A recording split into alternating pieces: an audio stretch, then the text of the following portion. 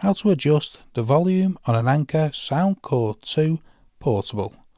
So here we have it, and once you've turned it on and you have this blue steady light indicating you are connected to a Bluetooth device, in this case this is the mobile phone here, you can use the plus or the minus button on the Anker Soundcore 2 to change the volume, or the volume button on the device you're connected to, in this case the mobile phone.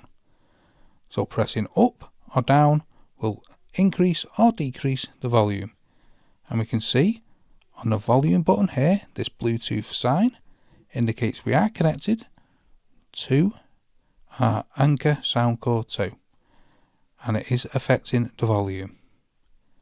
Now you can also press the buttons on the Anker Soundcore 2 also. So that's how to adjust the volume on an Anker Soundcore 2 portable.